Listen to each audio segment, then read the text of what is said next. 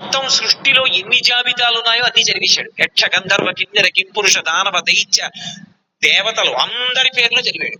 వీళ్ల చేత మృత్యు ఉండకూడదు. బ్రహ్మగారు ముక్కును వేలేసుకున్నాడు, ఇది ఎక్కడ గొడవరా అని ఒక్క మాట అన్నాడు. తృణభూతాహితా మధ్యే ప్రాణిలో మానుషాదయ అన్నాడు. మనుష్యుల చేతిలో మృత్యు ఉండకూడదని అడగను, వాళ్ళు గడ్డి పరక, వాడి చేతిలో చావు ఉండకూడదని అడగడం కూడా ఏమిటి, దానికి వరమా అడగనన్నాడు.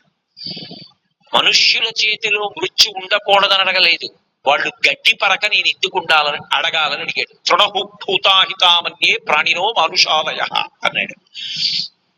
తథాస్తు అన్నాడు. కుంభకర్ణుడి దగ్గరికి వెళ్ళాడు. దేవతలు పరిగెత్తుకొచ్చి అయ్యా ఆయనకి వరం ఇద్దాం అనుకుంటున్నారా? ఆయన ఇప్పుడే కొద్దిగా ఆకలి తీరడానికి అందాక ఏదన్నా నోట్లో వేసుకుందామని ఇప్పుడే నందనవనానికి వచ్చాడు.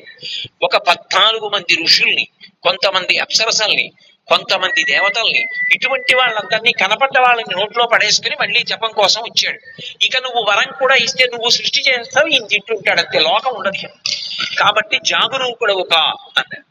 బ్రహ్మగారు ఎలా వరం ఇవ్వాలి, ఇస్తే లోకాలు నిలబడవు, అలా తినేస్తాడు. అందుకని సరస్వతీదేవిని స్మరించాడు. వెంటనే సరస్వతీదేవి వచ్చింది.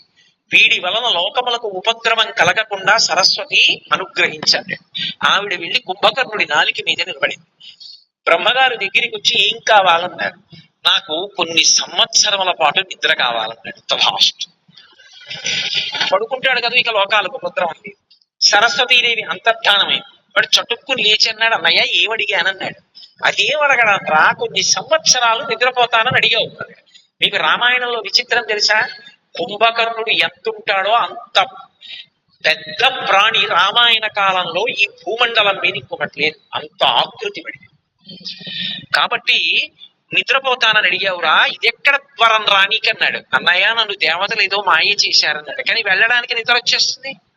ఈలోగా పెద్ద మందిరం కట్టారు, అందులో పడుకున్నాడు కాబట్టి ఉపద్రవం వెళ్ళిపోయింది. శూర్పణక సరే తపస్సు చేయలేదు. విభీషణుడు తపస్సు చేశాడు. బ్రహ్మగారి ఇంటి అడిగారు, నీకేం కావాలన్నారు. ఎంత ఆపద సంభవించినా సరే ధర్మం మాత్రం నేను తప్పకూడదన్నాడు.